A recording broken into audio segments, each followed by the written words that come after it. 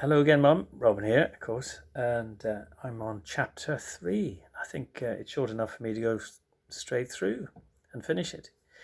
Chapter 3 of Grandma Remembers. Here we go. It's called First Flight. Of course, you'll remember it. You can always open up the book in front of you if that helps.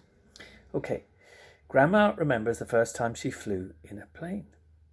It was in 1934 on the 6th of April, and it was not a happy experience. It was, in fact, miserable. The previous evening, Nanny Chambers, Trevor, a little over 2, and Grandma had set out from Skibbereen to sail on the night boat from Belfast to Ardrossan. Arriving in Glasgow, they had gone to the station hotel for breakfast. After breakfast, Nanny and Grandma thought it would be a good idea to put Trevor on his potty. So they went upstairs, where a small room was curtained off from a corridor. This seemed a good secluded spot, so they got the potty out of the beautiful wooden box with a carrying handle that Ted Hare, a foreman at the Bush Mills office in Hill Street, had made for it when a much younger Trevor had gone to America in 1932. I didn't know that. Well, I did, but I'd forgotten. Trevor sat happily behind a curtain on the familiar chamber pot. After this, it was time to go down to the station, where Nanny and Trevor boarded the train for Oban. At Oban, they would catch the steamer to Tobermory, the Lochin Var, where Nanny's father, Daddy Chalmers, on board as engineer. Trevor was to spend a month with the Chalmers family, and a very happy month it was for him, with both Mummy and Daddy Chalmers spoiling him. The first thing he did when he got home was to perform his Lochin Var parlour trick, which was often to be repeated. Nanny said, "What does the Lochin Var do when she goes to Tobermory?" "Ties up," shouted Trevor, grabbing Granddaddy's tie and giving it a great upwards pull.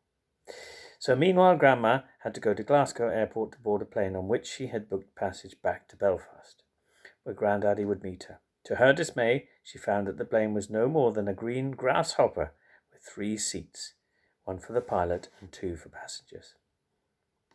An official apologised for this, explaining that today, being the opening day of the Belfast to Liverpool service, the plane, which should normally have been flying to Belfast to Glasgow on the Belfast-Glasgow route, had been borrowed for the occasion.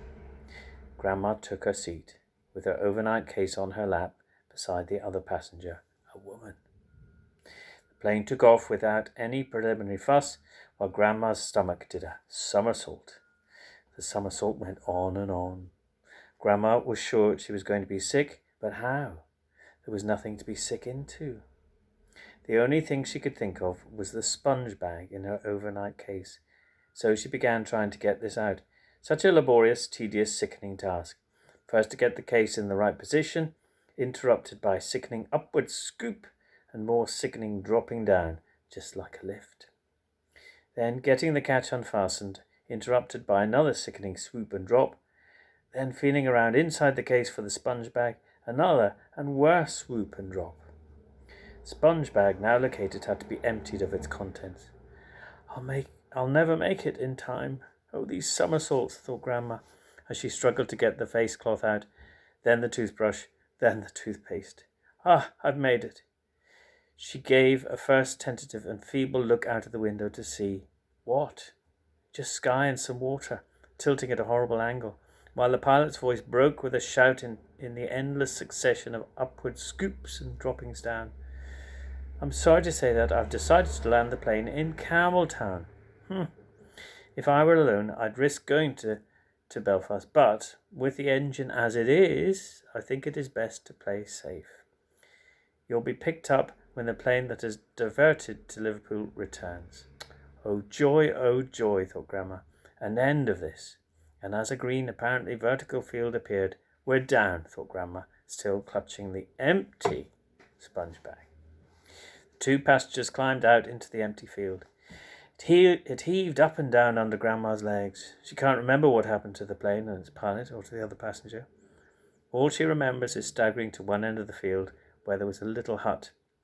A man in the hut, with a telephone and earphones, said that it could be about an hour before the other plane could arrive.